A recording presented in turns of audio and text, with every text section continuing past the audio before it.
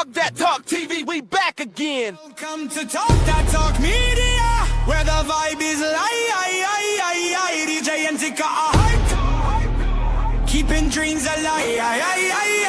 Welcome to Talk That Talk Media, where the vibe is live. DJ and Tika are hype, keeping dreams alive. Bringing you reactions, reviews and slick recaps. Join the conversation, no time for mishaps. Trends will uncover, every beat devoured with fresh insights and energy will never tire. From pop culture to the latest in the game, dive in with us. You want to stake your claim, don't forget to like, share and subscribe to Talk That Talk Media. Welcome to Talk That Talk Media. Hey, what's good? What's good? What is good? Hello, everyone. Welcome to Talk That Talk Media. I am Tika Deshawn. And it's your girl, EJ. Absolutely. And we have our resident horror historian in the building, Miss Kay Bly of Slice of Horror. What's good, Kay? Hey, y'all. Look, I came ready today. Finally found this Girl, that book. Look at this big book. Oh, jeez. No wonder. And then they had the nerve to break it down to 3 hours. Oh my God. That was just the second one. The first one was another 2.5, 3 hours? Oh my God. This book is over 1,000 pages, y'all. It's insane. I ain't gonna be able to do it. 44 hours on Audible. Crazy. That still sound. How many you say on Audible, EJ? 44. Yeah, too many. I'll just stick with the movies. But shout out to Stephen King for doing his thing. Initial reaction to chapter 2 of it. And we'll go ahead and start with Kay and then EJ. Let us know your initial thoughts and reactions. I went to see this one in theaters. And I actually remember I went to see it by myself. I went to the movies to see this movie in theaters by myself, and I liked it. I appreciated seeing the adult Stephen King had his little cameo in the movie. We got some backstory of the entity of Pennywise, and that was a nice little wrap up to see everyone going from living their adult successful lives and then getting that phone call that's like, yeah, hey, y'all remember me? It's time to come home. And then us being able to see the story go full circle. Absolutely. And EJ, of course, thoughts. Because, girl, this thing right here gave me I got an extra crook in my neck, honey, from jumping so much. I ain't going to even lie to you. I'm done with it. I'm done with Pennywise. I'm done with all of it. I'm over it. Keep in mind, y'all, she recommended this. I'm just saying. Just gonna keep bringing that up, huh? Yes. Oh my God. But it was cool to watch. For those of y'all that missed it, we did do a watch in the Discord. So maybe next time we do a watch, you guys will be tapped in and be able to join us for whatever. Hopefully it's nothing with the whole neck twister thing. Okay, I don't know if my neck can take it anymore. But, with that being said, it's absolutely always fun to do something different, to do something outside of the box, as they say for me. And so I just want to start by saying thank you to everyone who are tapping in, tuning in from all the various channels. Just thank you guys so much for being here. If you're over on my channel, All Things Ruthless, please, if you can, head on over here to Talk That Talk Media so that you will be able to be a part of the conversation. And, again, just thank you guys for being here. And we're going to go ahead and get on into it because this movie was literally 3 hours. And keep in mind, I literally watched it 4.5 times to make sure I kind of brought you guys the right story because it's a part 1 and a part 2 and it's a lot anyway. So with that being said, we start this episode off. Listen, see, I'm so Siri-fied already. I'm so into Siri so much. But with that being said, y'all, we start this whole thing off where they kind of go back or they revisit the moment where Bev she basically is pulled up to the light, like the headlight. What? Yeah, of course I wrote it down, but she sees the light basically, and in a nutshell, in seeing this light, she's actually able to see the future, but they don't tell us that on the previous movie. They wait until we get here and let us know that Bev was able to see the future or the past. She was able to see all of the things before they actually come to light. And so they kind of take us back, like I said, to September of 1989, and they're saying this is where they make the commitment that when it all goes down to it, in 27 years, if this ish shall pull up again, we promise, we do solemnly swear to pull up and do what we need to do to get rid of this darn entity. And listen, I already said this. Y'all will be on your own 27 years from now. Nah, cut or no cut, I'm not coming. K, EJ, which one of y'all pulling up first to the party? Show that. Right. I feel that. No, you promised you got to come back. I had my fingers crossed behind my back. I told y'all what happened. You promised. Come on, come right on back. Yeah. Tinker might have promised. I promise you, I had my fingers crossed. Tinker promised she wasn't coming. Y'all, that's what Tinker promised. Who gonna protect the children? Because y'all know the adults in Dairy raggedy, and ain't nobody else gonna do that. They gonna let a whole nother cycle go by with all these kids missing. Y'all got to know my kids are grown. And you know my motto. Fuck them kids. Yep. Oh my God. Okay, y'all.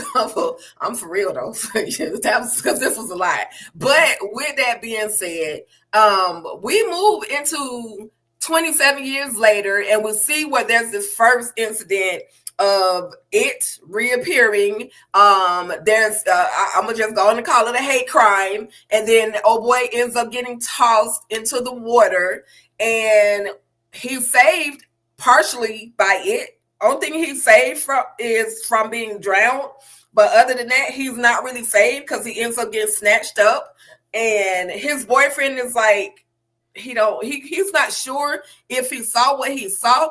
But then we see like 1,000 and something balloons, and they never tell us whether or not his boyfriend actually made it. But I'm gonna just assume with all those balloons, homeboy didn't make it.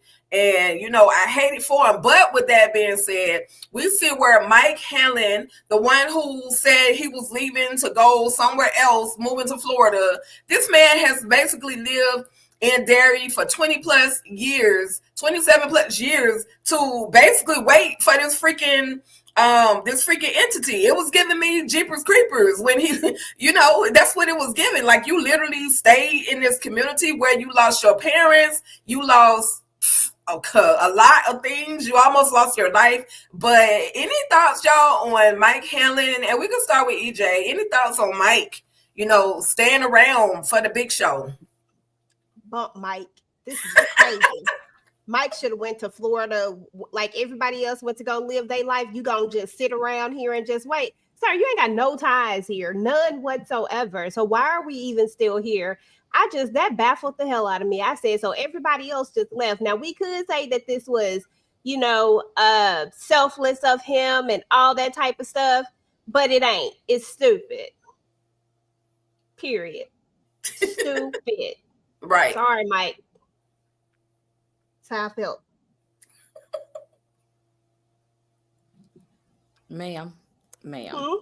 Why you gotta do Mike like that? Why you gotta do Mike like that?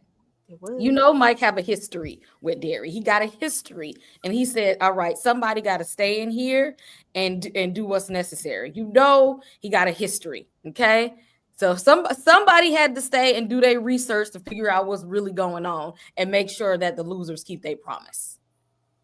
Why it had to be the black man? I was just gonna say, now maybe it didn't have to be the black guy, but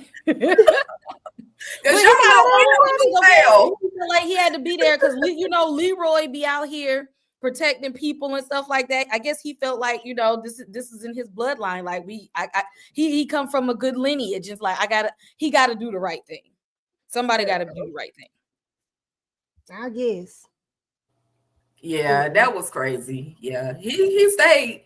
He stayed. He a king of kings, absolutely. But I'll be there, and if it's gonna be me, that's all I'm saying. Okay, somebody else would have had to volunteer for that But gig. Oh, we was salute gonna have to that man. That's all I can tag say, y'all. tag. I think we got some freezage over here, so y'all just bear with me, bear with us, because I see some things twirling.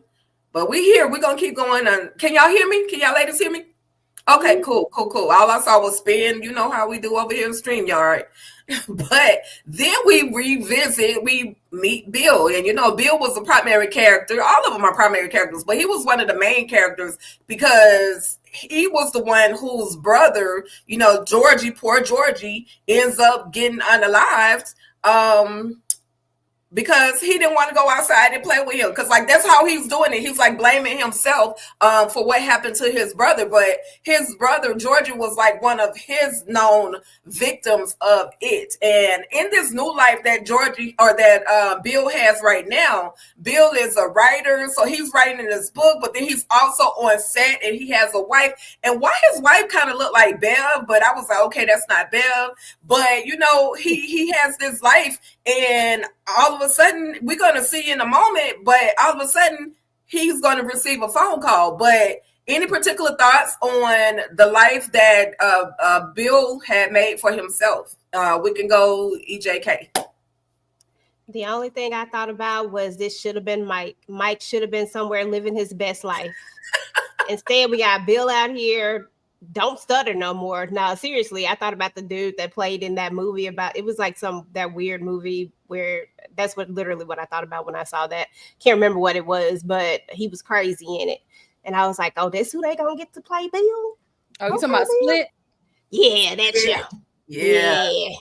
That's exactly what I thought about when I saw this. But yeah, other than that, I mean, I was like, okay, Bill out here living his best life, writing books with bad endings, but okay.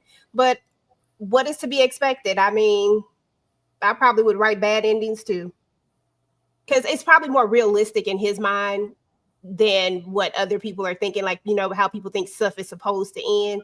And for him, but then again, he can't remember ish. Why he like this? I don't know, girl. That's what I thought about, though. I'm sorry. That's exactly what I thought.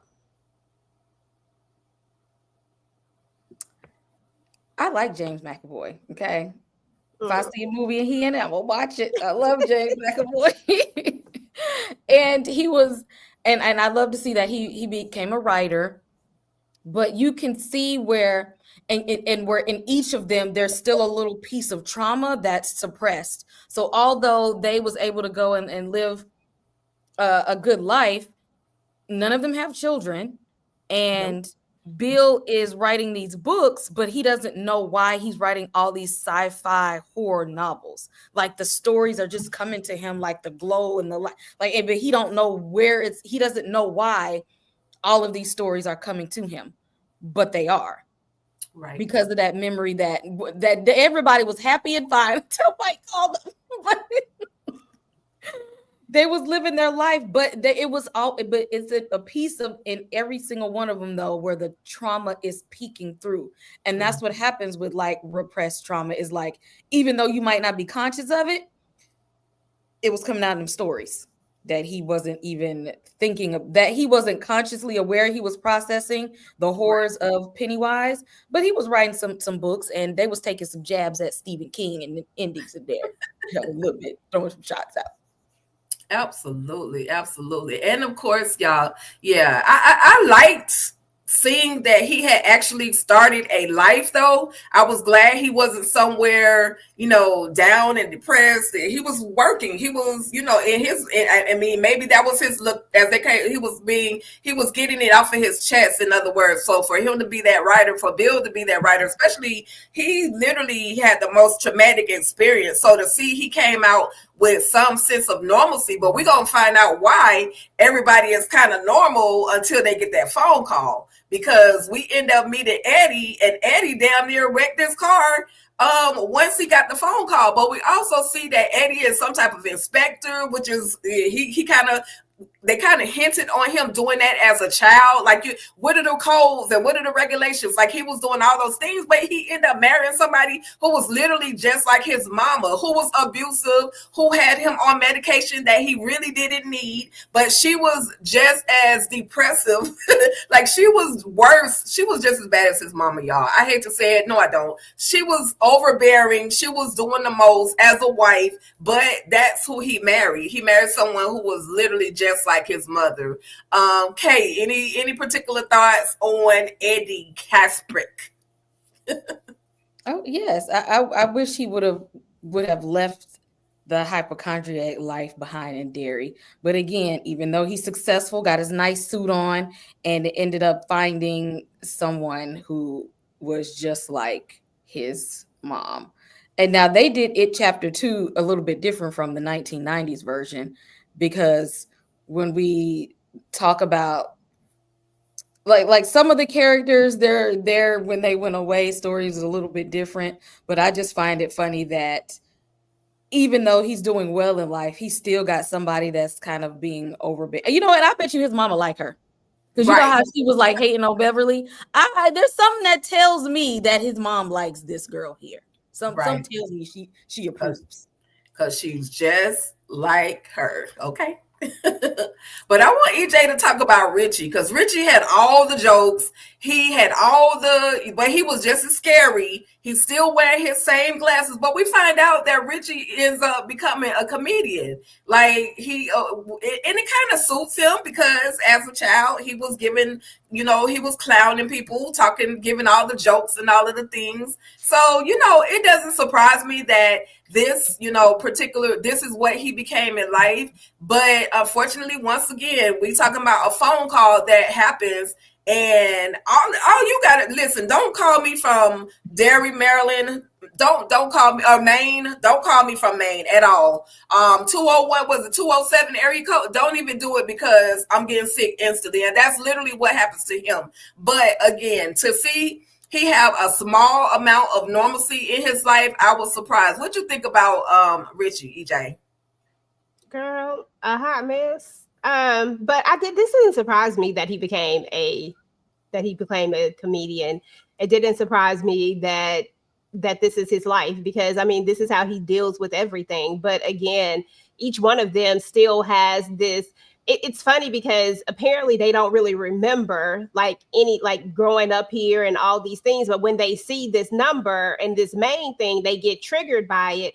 And they somehow just trusted Mike enough to come back, but you don't even really remember him like that. I just thought it was interesting. Yeah, it baffled me. That was one of my questions. I'm like, if you don't remember where you grew up, why is there so much anxiety at the name of, or the number even popping up on your phone? So somewhere there's what it calls suppressed memory down somewhere in the back, that they know they came from somewhere and they knew some things happened. They just can't literally recall every single, moment, that they dealt with, or every little tragedy that they dealt with. But sexy, fine, okay. Little Chunky Ben is no longer Little Chunky Ben, okay? He is the handsome, the engineer, the architect, Ben Hanscom. And EJ, or Kay and EJ can both, address your thoughts on him, because like I said, he became that architect, started a life. But the one thing that he did keep from Derry, and he don't know why he kept it, but he has his note, that piece of paper that was signed in his yearbook from Beverly. So, I forgot what order I said. Y'all could go here, but any thoughts on Ben? I thought he was handsome. I said, okay, Ben, look at Ben with his cute self. And the fact that he became an architect was just, it was just smart. I mean, it made sense. I mean, Ben's the guy.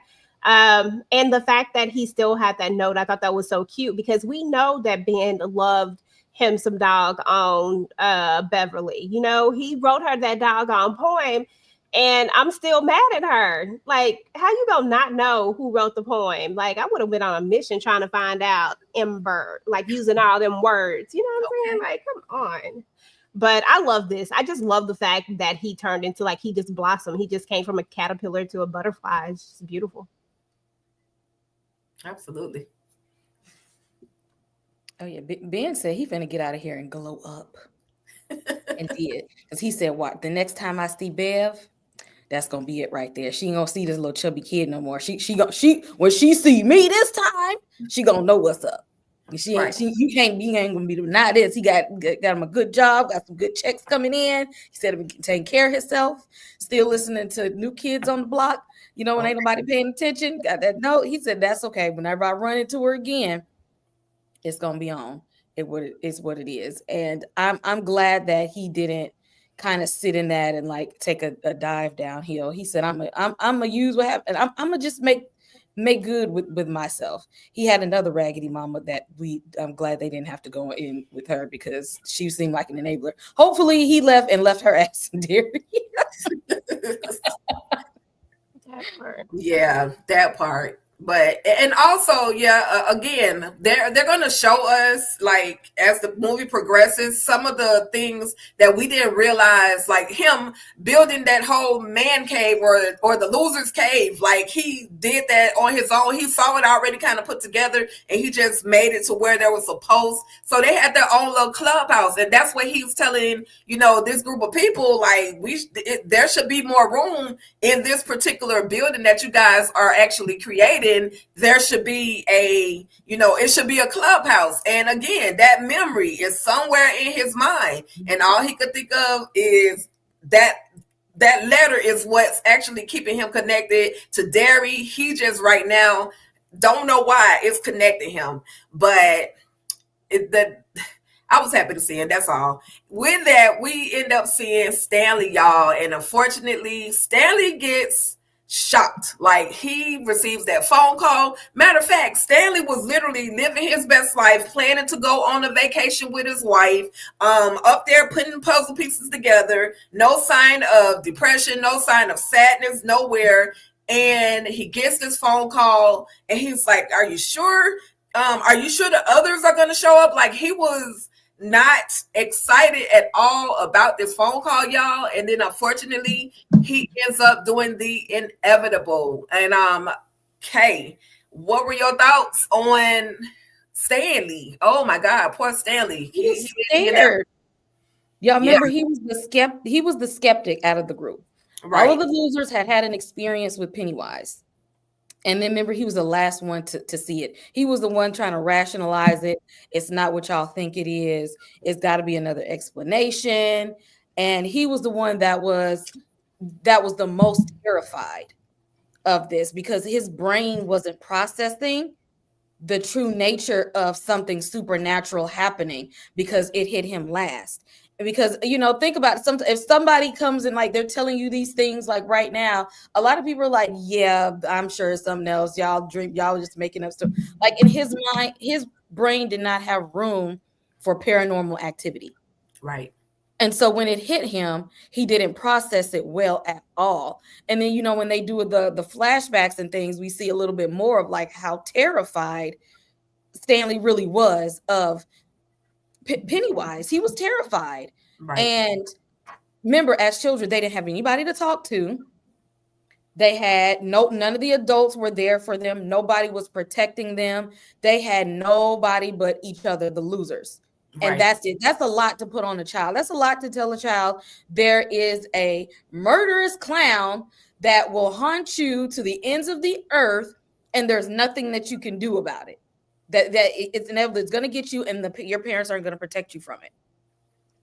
And then you go on your life and you live your happy, merry life, and then the scariest thing in the world is there again. That's like people in the zombie apocalypse when the zombies come all in the house, and they're like, I got one bullet left. It's not enough to kill all the zombies. I'll just take myself.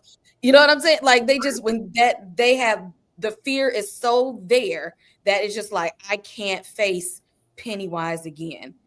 And I understand other than the losers, who's going to believe him?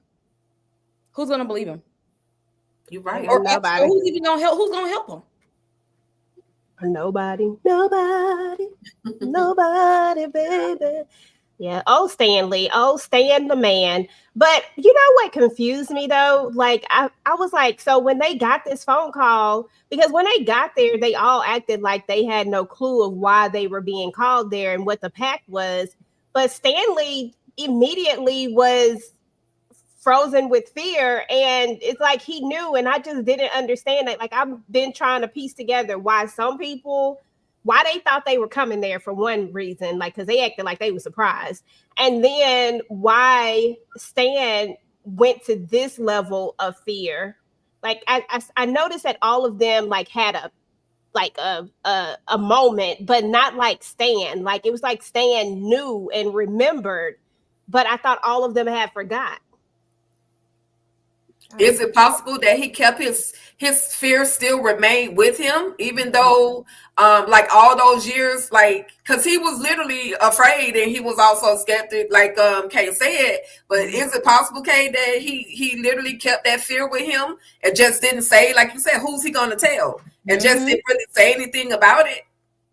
Or to the point where it's all good until it ain't. If you know you afraid of rats, it's fine when you live in an environment where you know you ain't never gonna see them. It ain't never gonna come across your mind.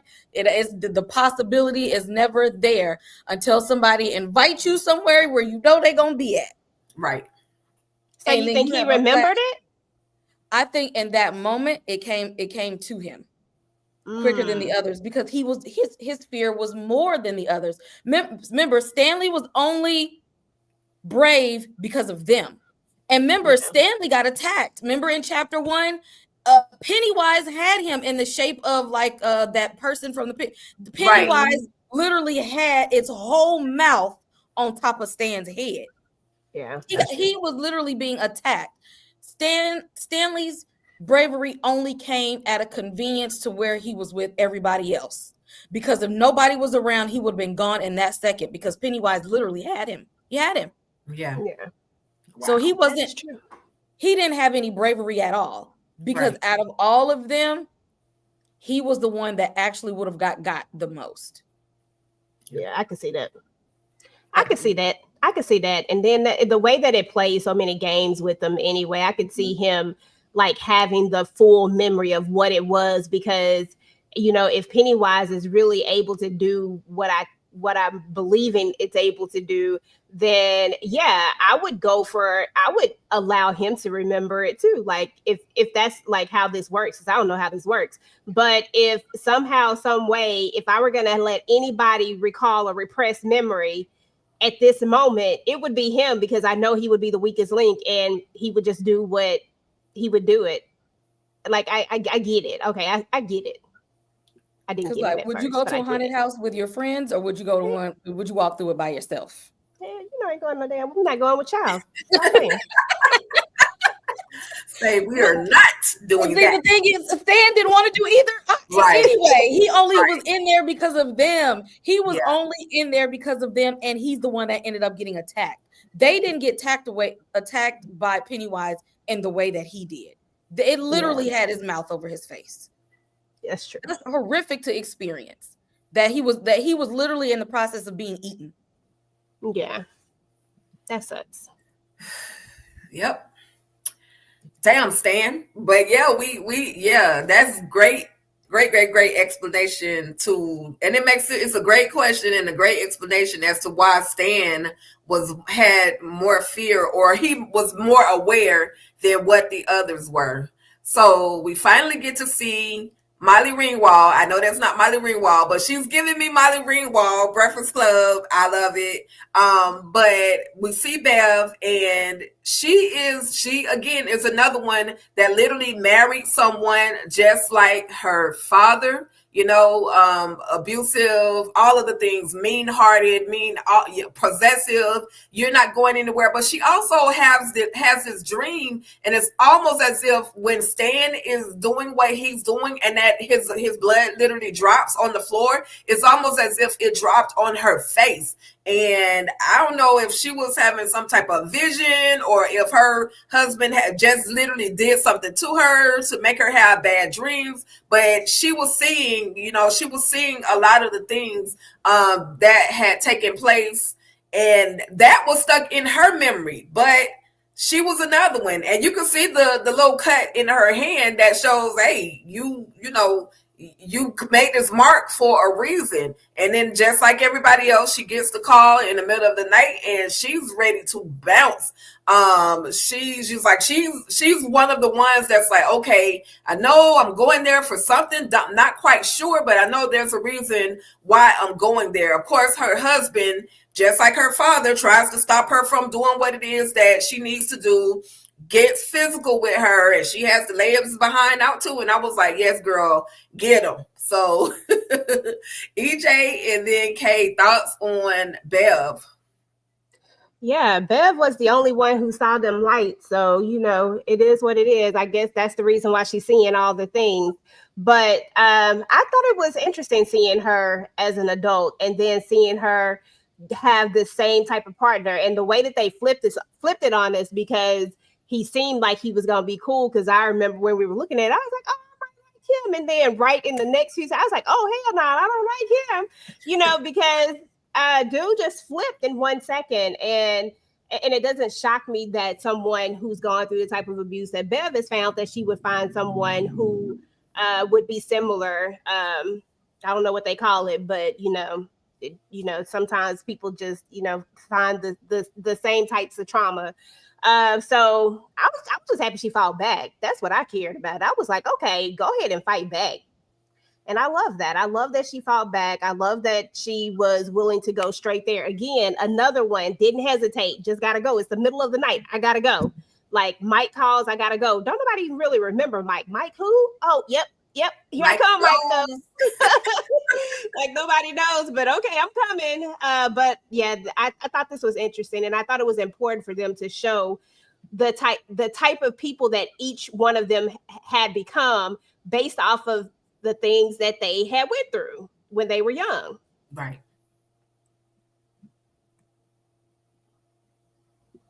Oh, definitely. I wonder how many times that her and that man got into it before she fought back. Because the way he was bucking up at her, like she wasn't gonna do something until she got him good that one time. Was that phone call what you needed to fight back all this time? Like, I want to know, was this the first time she said, all right, that's enough, because you're not gonna stop me from getting to my losers? And was you just taking it from this jerk all of this time until it was like, oh yeah, now I kind of remember a little bit of who I am. Right. Let me get him out of the way so I can do because she was not going to let him stop her, because he seemed like the type that he done stopped her from doing a whole lot of things. And she said, but not this time. Right. Yep. She got her out, and I was happy that she did leave, because the way he was acting, who knows how much further that situation would have gone. And had she not defended herself this time around, how much further would she even be here to go kick it with the losers and go fight another darn demon? Because she got a demon in her house and a demon out there, or an entity out there in the world that she has to go and deal with. So she was fearless, though, regardless of, she was the one with the least fear. She didn't have the anxiety that a couple of them that I saw them have. Like, she wasn't anxious or afraid. She was like, okay, I'm coming, so. Shout out to Bev, but we can't forget about Henry Bowers, y'all. Henry done slaughtered the town, has been arrested, locked up in the loony bin. Is that a disrespectful word? He's locked up in Derry healthcare facility. And Derry, I doubt that there's any real healthcare happening. Okay. Okay. You call that one what you want to, because I doubt they're doing anything to help anybody in Derry. That's the whole a nut house there. Ain't no real therapy taking place in that place. Look at how he looked. Do it look like he's been rehabilitated? At all? Not at all. Not at all. But we see Henry. He's still seeing that red balloon. It has his mind literally under all forms of control, and It's the damn red balloon. And how is Patrick? What is his name? I forgot his name.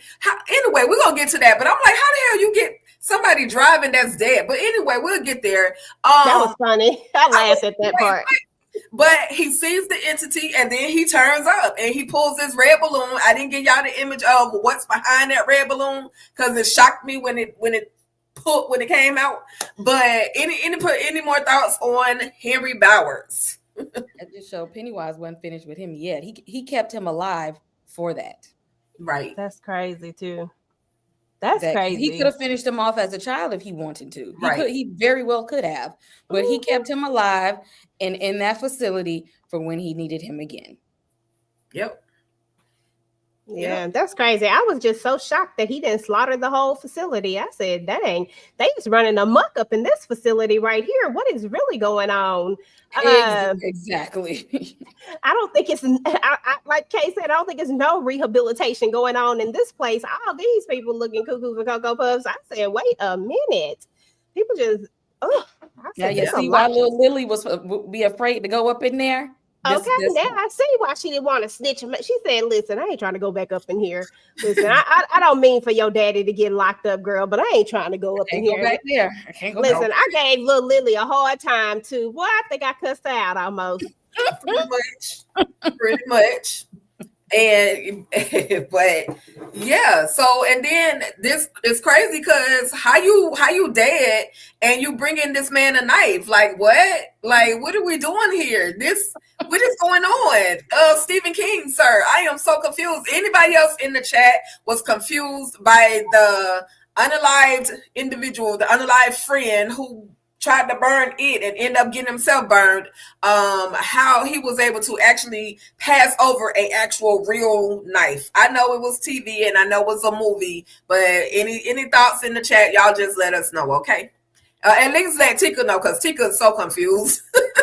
Yep, y'all know the day that Henry walked into his house and stabbed his dad in the neck, I believe he's been possessed by Pennywise since then. Like he's been in his head ever since then. So a lot of the things that at this point that Henry is seeing and hearing is all what Pennywise want him to see and hear. That makes sense. That's all it can be because Patrick, what's that, Hockstock, whatever his name is, he gone. He gone. Been gone. Okay, been gone. Yep, for sure. Let's see. Before we get to the grand meeting, let me go ahead and see if we have some comments. Again, thank you guys for tuning in. We absolutely appreciate you all involved.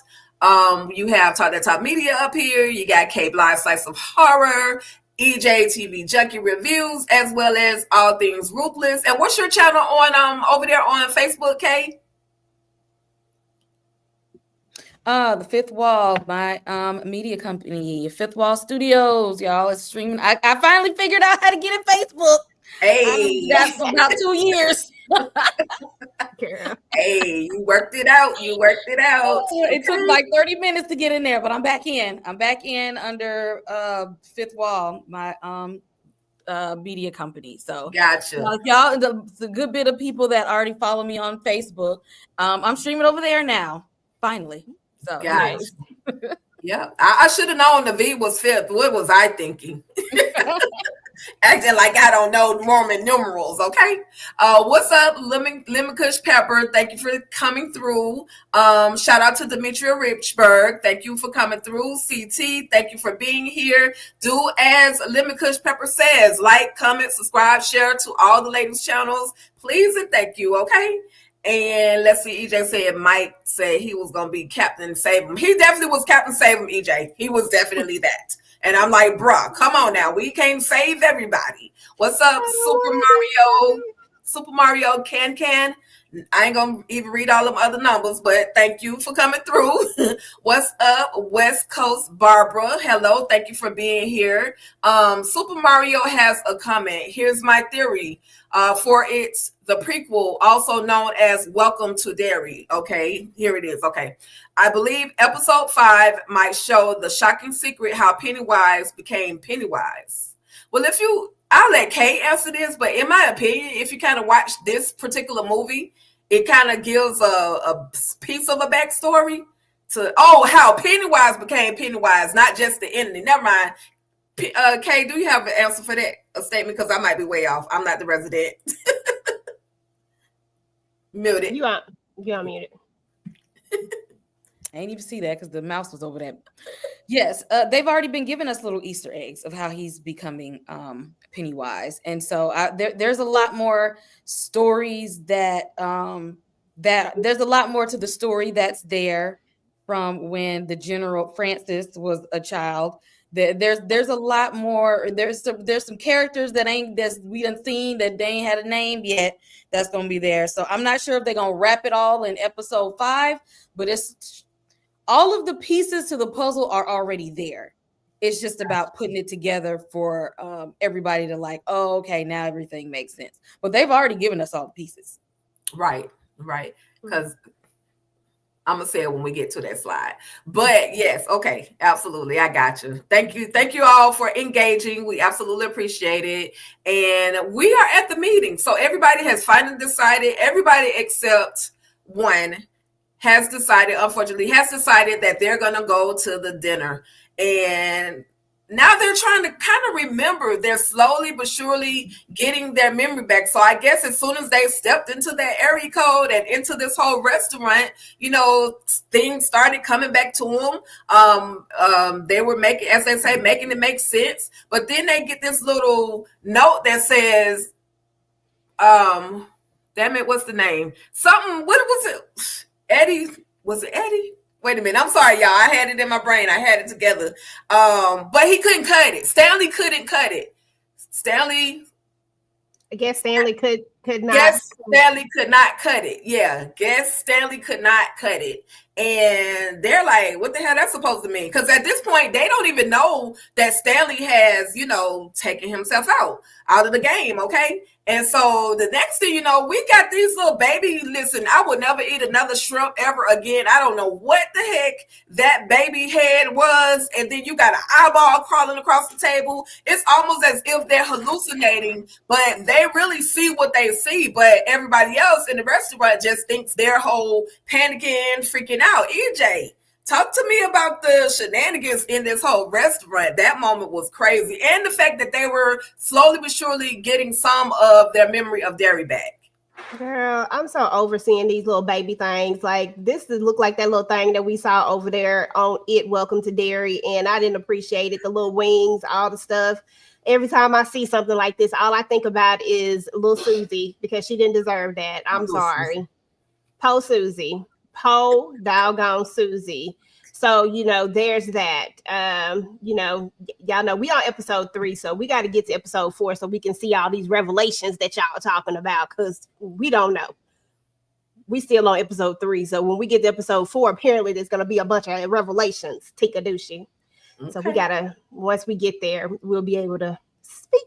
Well, how Candy say it? Speak on it. Okay, well, we'll definitely speak on it. Any thoughts, Kay, on the restaurant shenanigans? Because this was just crazy. And then that little, so clearly it, like you said, it was already in the mind of Stanley. It already knew that Stanley wasn't going to be able to make it. And so it literally came to the table to throw that in their face. But again, at that moment, they didn't even know what happened to Stanley. I hate to break it to you, EJ, but you're gonna see some more little baby things in episode. Whoa, God. But yeah, Pennywise is just like, I just want y'all to know, since y'all coming back, I got something for y'all.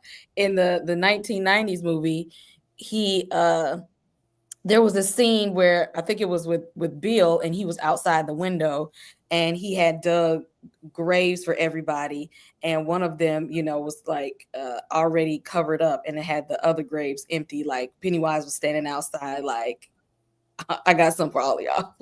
Just taunting folks. Exactly. I got something for all of y'all. So no, this was just like, this is just the appetizer for more to come, because he want them to be at their maximum level of fear first. He's like, y'all ain't scared enough yet, But I'm just wanting to toss this out there so I can start my torturing of y'all, because apparently Stanley was easy. So the rest of y'all, I'm gonna get then. I think, and that's Stanley was at his peak level of fear, Right. so he's like, I got something for the rest of y'all. So yeah, come on, little baby things. At the end of the day, you won't catch me in another Chinese restaurant, and not after this. I'm gonna move forward on this one. I want to talk about this last, but it's about that time. It's about to go down again because Looney Tune has escaped the bin, and we talking about Henry Bowers. He has escaped, and he has taken a few people out along the way. But now in his mind is saying, "I gotta get them." Like he says, "I gotta finish the fight." And I'm just like, what you mean you gotta finish the fight, bro? Who even invited you to a fight? You know, he has that thought in his mind, and so he ends up going after oh Jesus, he ends up going after Mike. I'm like, dang, how you get to Mike that quick? We also see a moment where he ends up poking Rich in the cheek, or not Rich, Stanley, Eddie in the cheek. Like he was doing a lot. It was just a lot going on, a lot of bits and moves and pieces, and we get into the fight, y'all, because this movie was 3 hours long. So we gonna skip the little potatoes that was in the middle and get to the meat of it. This is the whole fight. We have the Henry being carved, or the name and words being carved into Ben's stomach. We got it taunting folks. He sent them down this portal of their thoughts, their fears. Like there was just a whole lot of stuff going on. I don't know which one of y'all want to go first about this the battle, not the win. We're not gonna get to the win just yet, just the actual battle where they go through, they got to choose different doors, and they also got to get their tokens. They also have to go and get these different tokens. And in my mind, I was like, token? What the heck you mean token? Are you talking about bringing back some fear, bringing back some paper? Like what tokens are you referring to? And we see them do that. We see one bring back a coin. We see two of them bring back notes or pieces of paper that have notes on them. We see the rock that was used to bust Henry Bowers in his head. I remember that distinctively. And of course, we get his asthma pump. Like, why you putting that man? But those were things that they feared, or how would you explain it, Kay? How would you explain the things, the tokens or artifacts that they had to bring back to try to use this to help get rid of Mr. It himself? Muted. Why do I keep doing that? It's okay. That was the way of trying to explain explain more of the lore of how the natives were able to contain him. I also think of it, I don't know how many of y'all watch From, but y'all know if you watch From, they have the talisman that they put around their little area so that the monsters can't come in certain places, that they put on the doors and the windows, and that they need something to weaken it, and something that shows that they're weakening it, they know how to defeat it, and that they're all going to stick together. And I think that this was them kind of like embellishing on the lore of the entity itself, and how you can actually defeat it for real, because they thought that they did the last time, but all they did was weaken it enough that its feeding cycle was over. But it wasn't gone itself. But handling it in a way of taking like the Native Americans did, taking shards of the star that it came from, and being able to put up these symbols to say, you can't pass this, we can contain you and put you away, and you can't get to us anymore. And of course, Pennywise don't want nobody to know the history of himself. So that, he's like, once you start doing that and you start showing that you're not afraid, it weakens him. Gotcha. As it should. Dang on, Pennywise doing too much. Because EJ said she ain't afraid of nothing. Girl, and I'm not, girl. That's what she said. Now her blanket might tell you something different. Okay. But she said. Oh, God. Listen, I plead the fifth. Sometimes I get scared. But EJ, what you think about? And yeah, we all get scared because your girl was shaking over here too. I ain't gonna lie, I ain't gonna front. But when he been experimenting with the natives. Mike has been kicking it with the natives. He been getting high with the natives. He been, they've been opening his mind to all of the secrets and the alien that once came down and we had captured it at one time, and then but it didn't work because he's saying, it didn't work for them because they didn't believe. So, you have any, particular thoughts on just Mike kicking it with the natives and learning some of the secrets? I got some thoughts. I do. So, first thought was I need Mike to chill out, okay? Because the way I would have cussed Mike the hell out when I learned. Can I talk about that part when I learned that he learned all this stuff from the doggone natives and that he didn't even know, like it actually didn't work. Like, don't be having us out here doing this stuff and then it didn't. Don't leave out nothing in this story, Mike. I done brought my happy self all the way from where I was at, minding my business, to come out here, and then you done talk me into doing all of this, and now you want to give me a half doggone story? Like, tell me the whole thing so I know what I'm walking into and how this is gonna be. Talking about I needed y'all no, Mike. No, I need you to tell the whole truth and nothing but the truth, so help you God, okay? Because this is not what we finna do. Like, don't be playing with me like that. Mike can't piss me off. I said, Mike, now come on now. I get it, but dang. You could lives on the line, Mike, lives on the line. But I love that he did his research. I love that he went, that he really tried to figure out what this really was and where it came from, so that if this ever did happen again, there would be some plan of action. Just because it wasn't the greatest doesn't mean that it, he I was here for that part. Yeah. Then that part only. Yeah. He was here for he was down with the cause for sure for 27 years. Eat, sleep, breathe, nothing but dairy history, listening to the radio in case something sounds suspicious. Let me pop up and go. Like, how you even get to move into the library, bro? Like, how was there an apartment upstairs for you to live in the library? Like, that's some serious dedication. But Mike, like EJ said, he should have brought the full story, but I guess in his mind, maybe he was thinking, if I give them the full story, they're not going to want to, they won't believe me, or they won't do it. They just won't show up for me or show up for this whole thing. Any particular thoughts, Kay, on Mike and his, his sleeping with the wolves, his life with the natives? Somebody had to do their research because he knew there was more of the story. And as children, they didn't know like any really of the they tried to figure out what was going on and did the best that they could. But Mike, especially coming from the founders, the parents and his ancestry line, right, knowing that they've dealt with this entity before, he wanted to know, like, y'all, I need to know everything.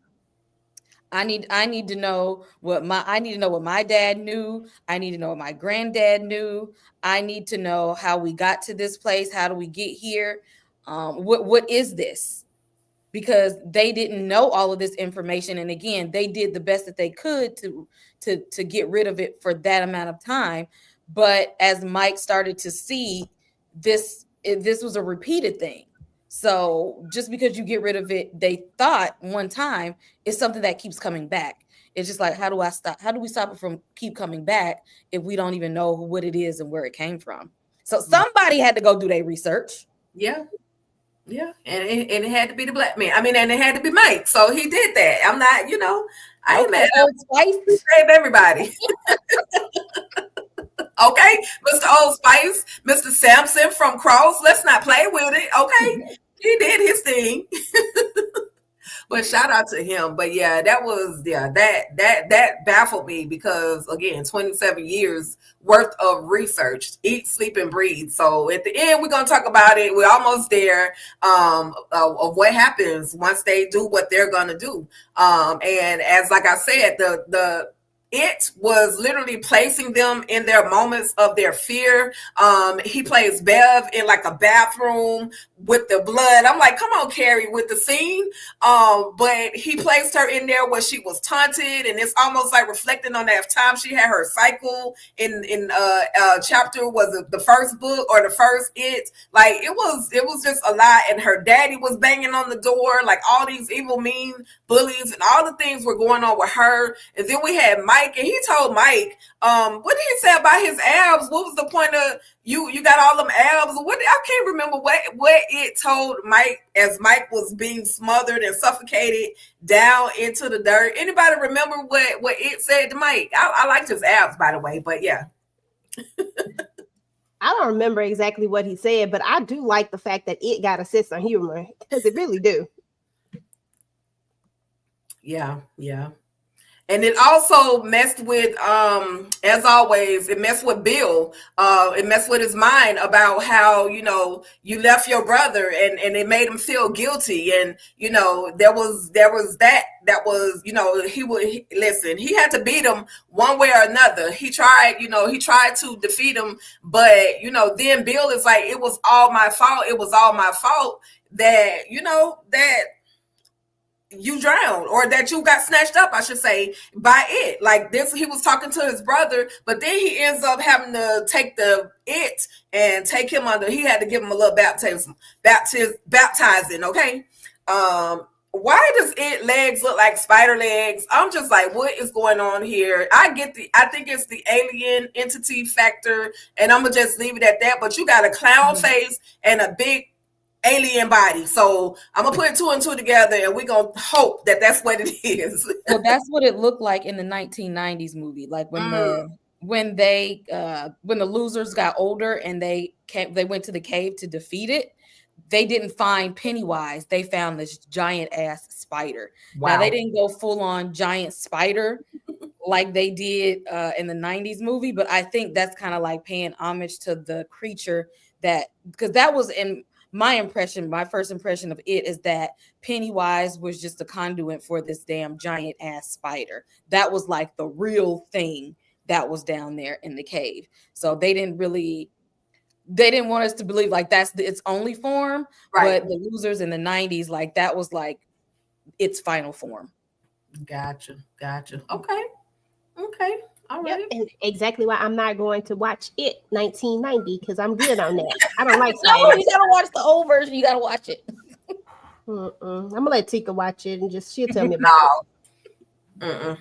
But what we do finally see is that Ben finally reveals to Beverly that I was the one that wrote the note or wrote the poem to you, because this whole time she was thinking that Bill was the one that had wrote her this whole love note. She done halfway kissed him and everything throughout this whole process, but and not giving Ben and not giving him his credit. And so they finally revealed that when she's going under and he's darn near suffocated under this dirt, and he says that the air is winter fire and January embers. Like he was giving all the love, and she was like, oh, that was you. And then at the same time, it was telling Ben that you gonna basically be unalived alone. Like he was telling him all of those things. And then we also see a moment where what y'all call them, the beamers, the headlights, I don't know why I can't remember the word, but Rich ends up going to the deadlights. He has one of those, and I'm like, well, what did he see? Because they don't give us that, but he was taken through there.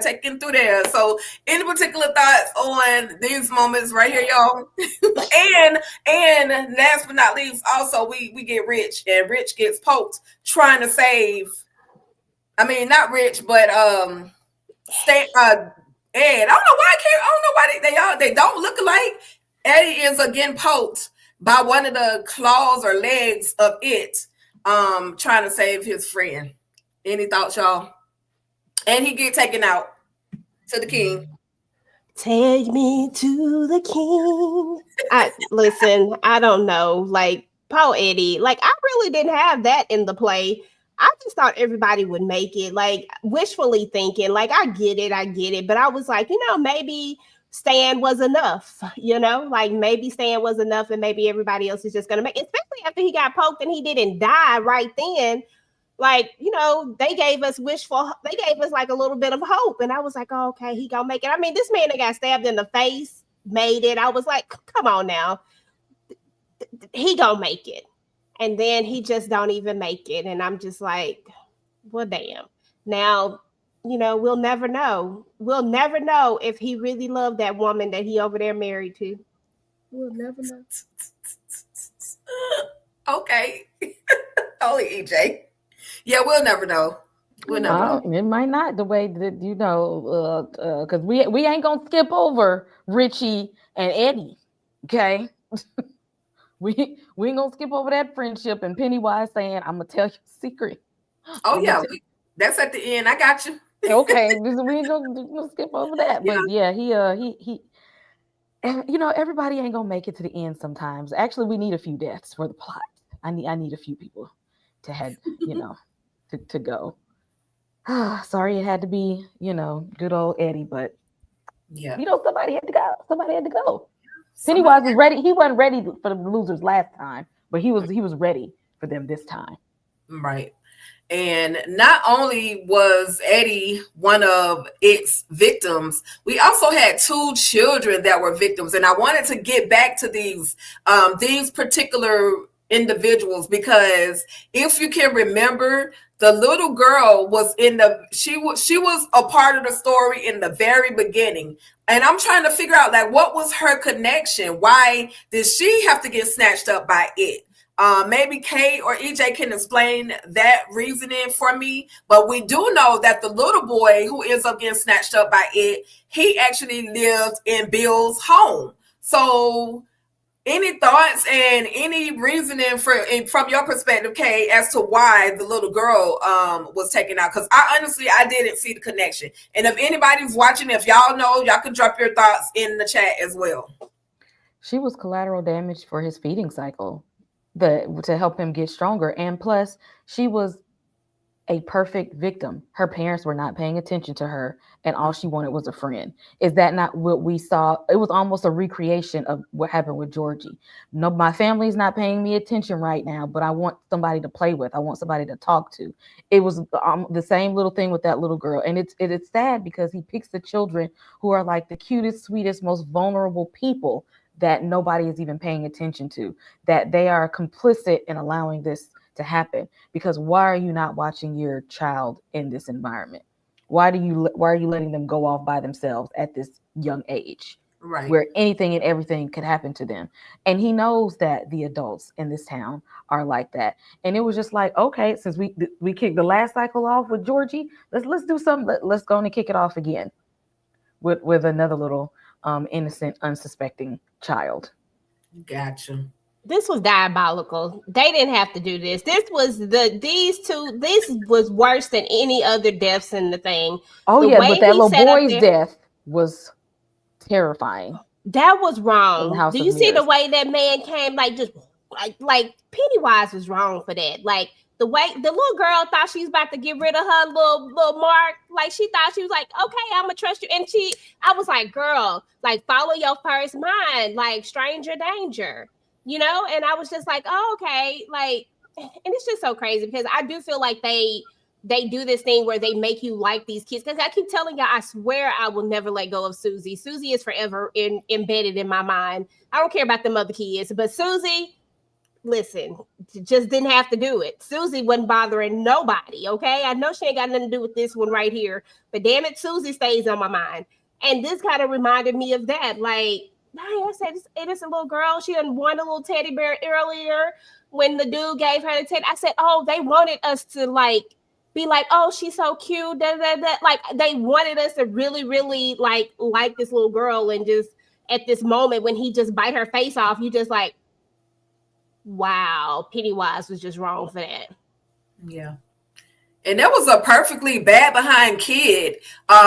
Before you even see her with the poor baby girl with the mark, before you even see her, there was a perfectly bad, busy kid just running around doing whatever. They had to snatch him up and take him, back up to the ramp. And you hey, say you choose the most innocent. They make us fall in love with these characters just that quickly, and then he takes them out. And he, like he was about to say, Kay, he definitely did. The little boy that lived in Bill's home, he did him dirty because, first of all, you know what? I'm gonna just be transparent with y'all. Those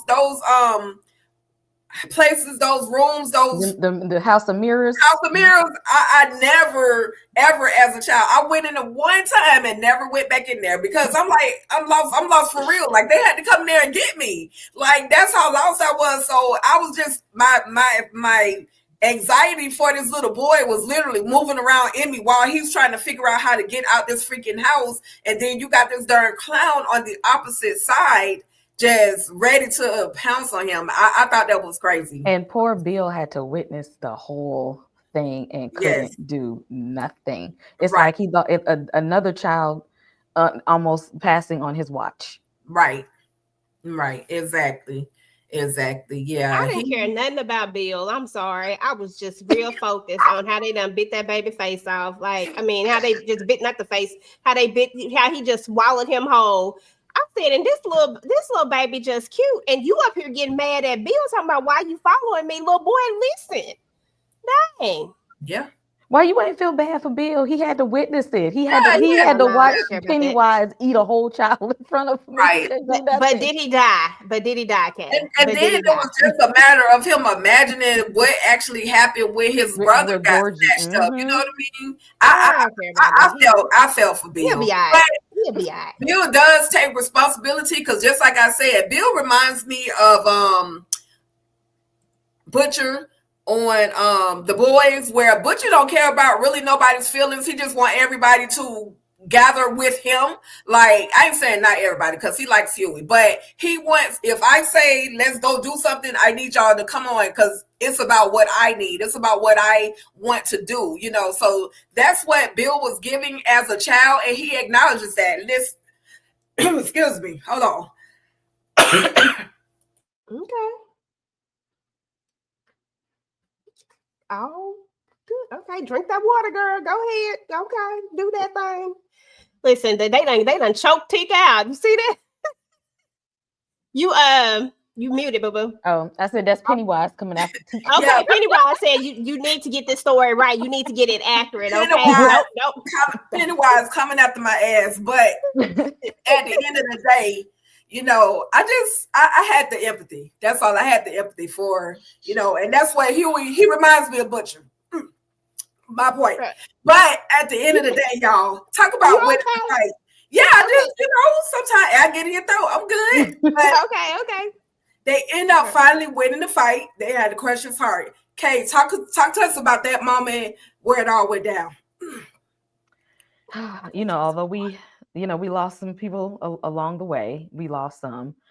They had to tap into that same spirit that they had when they were kids, because he was going at them from all sides. Like he was coming out. He came after Bill with the little boy. He came out with Bev with that old lady. That was the scene there when that old lady popped up in that house. So he was like trying to weaken everybody. When he came after Richie, telling them like, I know your secret. So he's trying to get the fear in all of them.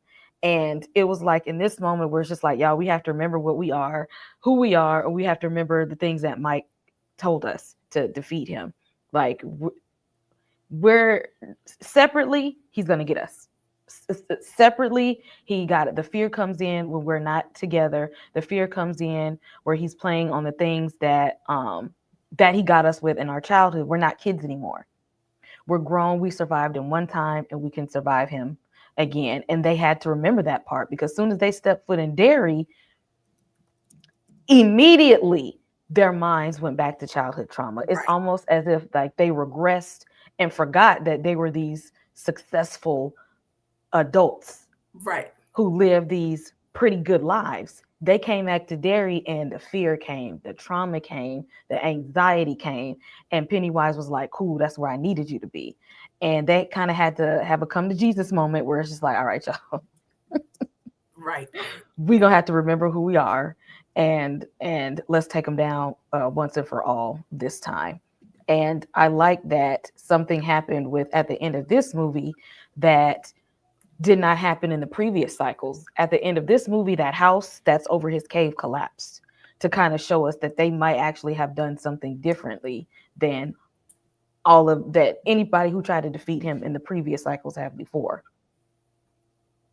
Absolutely. Yeah. Yeah. That was crazy. And the whole, like you said, they went through all the different, different case scenarios. These were the artifacts. I'm sorry, I forgot to pull these images up for y'all, but they went through the process of getting these artifacts. They went through, and this was cameo moment real quick because I'm kind of backtracking, but cameo moment with Stephen King making his way on the scene. I was excited just to see him. And I'm like, he still looked like that same damn weirdo that we've been talking about, but he's an intelligent weirdo. I'm not mad at him. He was on that stuff they said, but just for him to tell him, because he asked him, do you want me to autograph your book? No, the ending sucked. I'm like, really? The shade, like you mentioned earlier, the shade was there. I'm sorry, y'all. I had to backtrack. I just wanted to give y'all those moments and all of the things, like you were saying, Kay, they played on their mind. Shout out to the girl at the pharmacy who was mean as hell, who actually gave them the name Loser on his cast.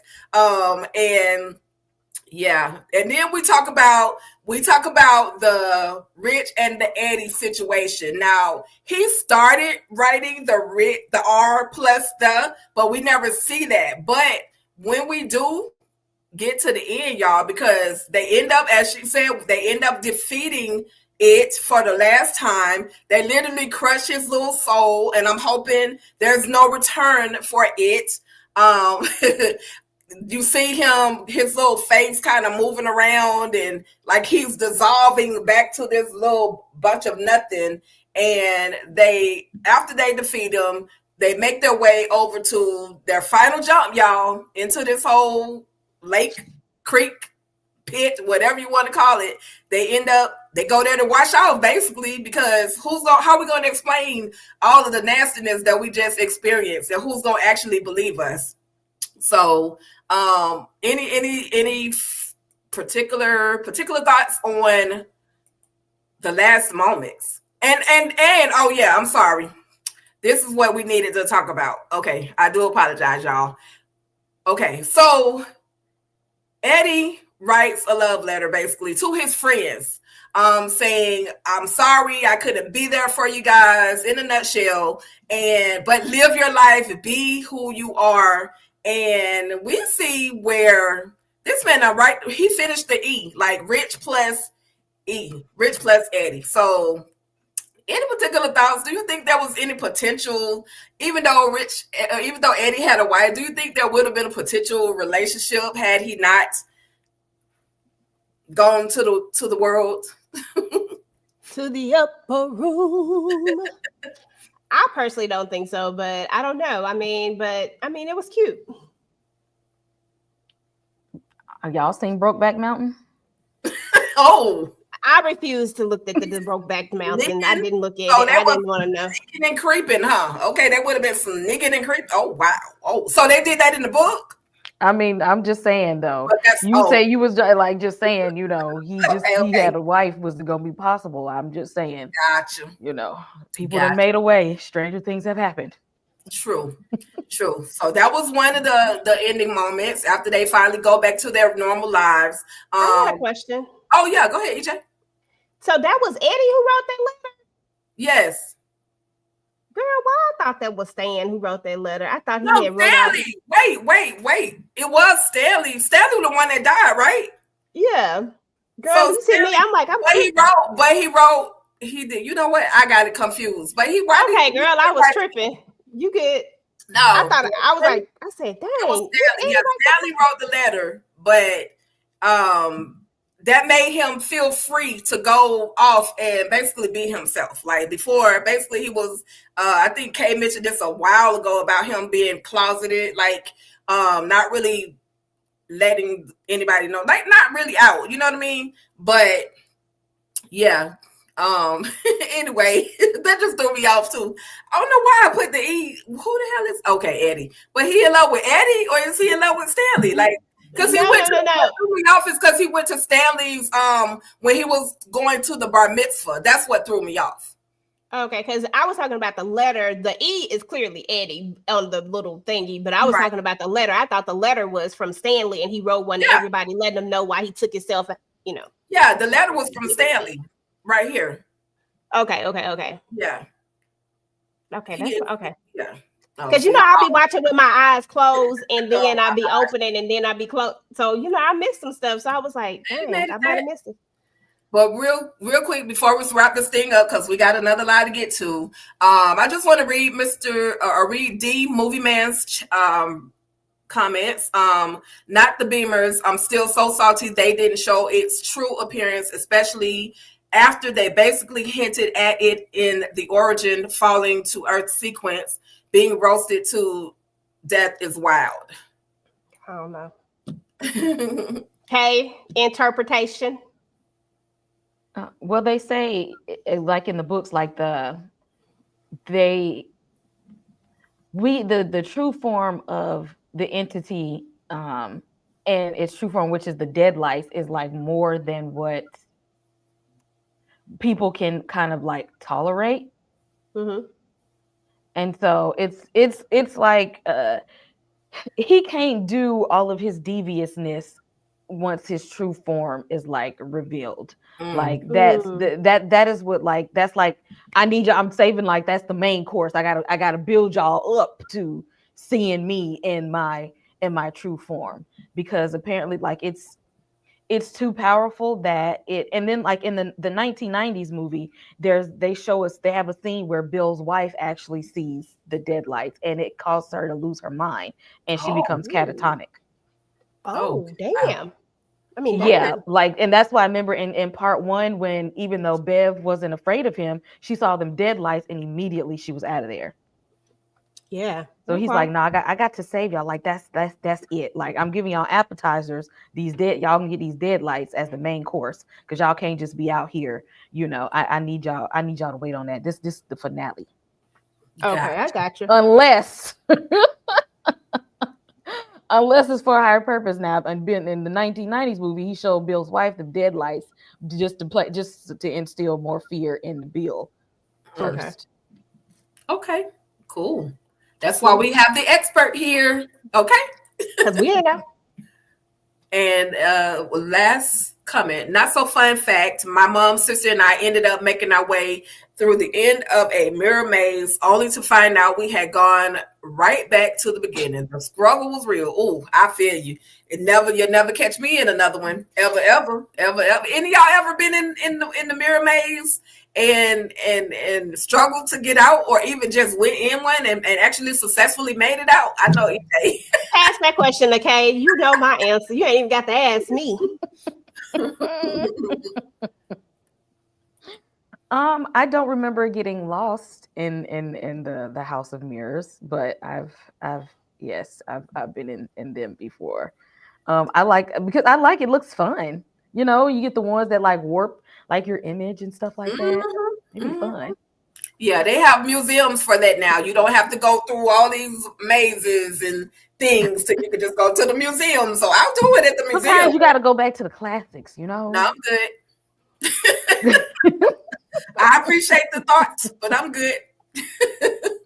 But y'all, with that being said, we do see some things have changed for a few people, and we have Bev and Ben, and they are officially a couple, as they should have been all along. Okay. But I'm glad she got away from that abusive man that she was married to. I'm sure once he revealed how he truly felt about her, she was able to be more open and honest. And, I'm sure, I mean, in my mind, he's going to be the perfect gentleman, take his time with her, not really, really rush, but just, say, hey, I loved you always, and I'll continue to wait, because he literally waited for her. Any last thoughts on their relationship, their newfound friendships? He waited long enough, Bev. Don't have that man wait no more. Just go ahead. He done waited long enough, kept that doggone note in his pocket all that time. Let's just get over it. We good. Yep. I'm throwing Bev out there. I got Ben's best interest in heart right now. You know, but he was, let him have the thing that he's been waiting on. Okay, he was waiting 27 years for this. Right. Mm-hmm. Really. Literally 27 years. Okay. Yeah. Listen, don't keep that man waiting no more. And something else that also threw me off, and I'm sure, I know Kay got an explanation. Help your girl out. At the end, we see them standing. They're standing in the front of the mirror or in the window, and you see them as children. So they're adults, but then you see them as children. And then the next thing you know, you go to Bill writing a whole book. So is he writing the book based off of his memory, or was this whole thing just a book?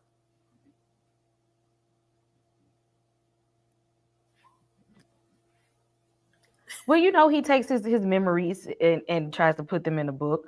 I think that this time that he's writing a book and he's now actually conscious of what's happening. Because before he was writing all these novels from these dreams and nightmares and things that he was having, and that because he didn't know what was going on because of his repressed memories. But I think now he might give him a solid story now with a good ending after he done been shaded for his own literature. He's like, I bet you this will have a good ending. How about that? Okay, that part. So I guess the answer would technically be no, it wasn't a book the whole time. That shit really happened. I mean, that ish really happened. I'm trying to stop cussing. But at least with this one, he's still continuing to do his job as a writer. But I think it's showing that he's going to write from a place more of I know now, I understand now. Yeah. Gotcha. Which is good because they was hating on him in them endings. Even his own wife, that was messed up. I said, dang girl, hype your man up. Yeah. That's he said, I got an ending for y'all ass this time. Okay. And he was like, you let me write this foolishness for 8 years and didn't tell me the truth. Like, and don't be out here cheating on your wife either, Bill. We saw you kissing on Bev, okay? I forgot about that. Yeah. Don't be playing. You got a whole wife, but yeah. Finally, he gets the perfect ending to his story. And he got a lot he gonna have a lot of, he could have like 20 different endings at this point with all of what he's able to remember and experience. That could be like 20 more books in his world. So, but y'all, let's say 1,100 pages long. 1,100. Why? Who gonna read 1,100? Nobody but Kay and EJ. Not me. I will add. I'm pointing at Kay. Where the Audible at? Okay. I do got the Audible. Okay. I got 44 hours on deck. I'm thinking about reading it, listening to it. It'll take me about 2 weeks to listen to it, but I'll do my best. But with that being said, y'all, we are finally wrapping this thing up. This was a 3-hour movie, and I tried my best to break it down as much as I could, even though I lost my train of thought. But I trying to break it down as much as I could so that you guys could kind of get a full understanding about how it all went down on It Chapter 2. The 2019 edition, you can find it pretty much anywhere, but go to I'm not gonna plug the free apps. But anyway, go watch it and then come back. Let us know your thoughts. Let us know how you felt about all things It, y'all. With that being said, though, any final thoughts, Kay? And let us know what you have coming up on your channel. And then, of course, my girl EJ, you could do the wrap up for me. Did you like the balloon though, EJ? That balloon was just for you. I know you did that. And I was like, shit is wrong for that. I know, right? I know, right? I'm so sick of these balloons. Shout out to Sora with the balloon background, okay? I've been fully immersed into the Stephen King world with finally was able to talk about all 3 of the movies and all fully immersed into Welcome to Derry series. I'm loving it. It's like one of my favorite TV shows of this year. So definitely I love jumping back into It Chapter 2. Because I'm trying to think, did I talk about this movie when it first came out? I can't even remember, y'all. I don't even remember. I feel like I did, but it might have been like a long time ago. But it was nice to come back and like rewatch it. My mom is like hopped back into this to this world because she watched the movie that came out in the 90s, but she hadn't seen the 2017, 2019 ones. Hopping back in there. So I appreciated coming back and revisiting things and actually rewatching it now that Welcome to Derry is out and looking how the people were very, very conscious of how they wrap this story around so that everything makes sense. So definitely on the channel, I have a whole playlist for the It movies and Welcome to Derry. So if you miss anything, come to the channel, look into my playlist and you'll find all the reviews there, recapping Stranger Things seasons to prepare for the new season, season 5. What else? There's a review of Frankenstein, review of Predator Badlands, and we just wrapped up Reasonable Doubt. So make sure you hit like and subscribe, y'all. It's a lot of horror, a lot of nerdy stuff, but I also watch any damn thing. Okay. I watch any and every damn thing. So it's just a lot. It's a variety over here. Absolutely. Make sure y'all are subscribing over there at K Live at Slice of Life or Slice of Horror. Okay. Quit playing. It ain't life. It's horror. It's horror life. She living that horror life. Listen, she got it on the wall and everything. Okay. I'm not bad at that. She said Frankenstein. I mean, Frankenstein did like it might be interesting though. I was gonna give it a look. Actually, it is. It's definitely not horror at all. If anything, it's drama. It's literally. Oh, I like a good drama. Yeah, he's in this Netflix movie. Frankenstein is he's not a monster. The monster is the Victor Frankenstein, the one who created the creature.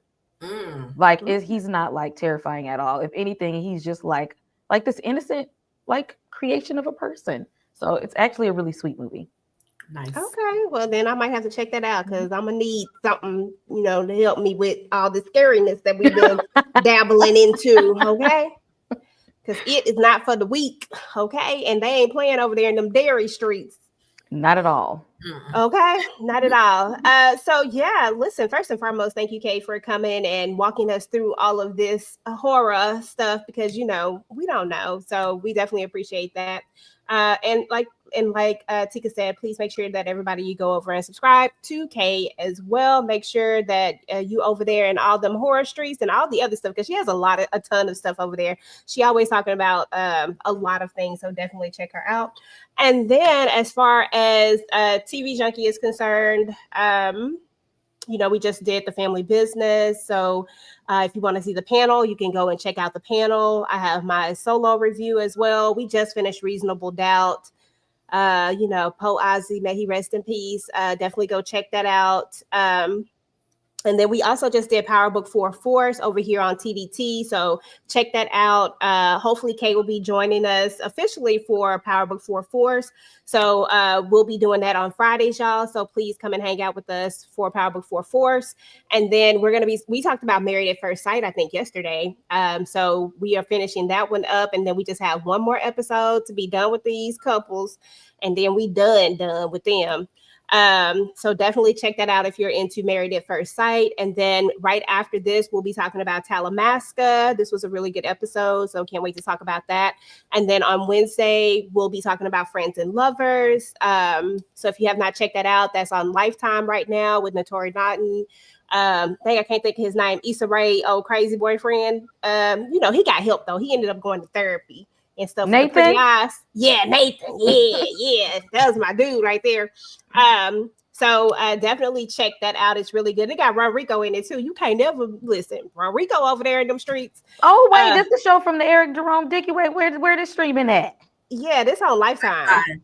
Mm-hmm. It's on Lifetime. And then, of course, we have All Is Fair coming up on Thursday. And then I think that's it. I think I covered everything that we have coming up. And hopefully next week we'll be able to drop more reaction videos. So definitely make sure y'all check those out. And that's it. And guys, listen, if you're watching this on a replay, please make sure to go ahead and let us know what you thought about it. Part 2. Let us know if you were scared at all. Let us know if this balloon is freaking you out, like it's freaking me out. Y'all is throwing me off and everything. Let me know what y'all think about it. Please don't forget to like, share, subscribe, do all the things, guys. If you've been watching us and watching our reactions, please make sure to head on over to Patreon if you want to see our fully unedited reactions. We have tons of them up over there on Patreon. We would love if you consider being a member over there as well. And yeah, we're about to get up out of here. We appreciate each and every one of y'all, and y'all have a good night. Peace. Talk that. Talk that. Talk that. Talk that. Talk that. Talk that.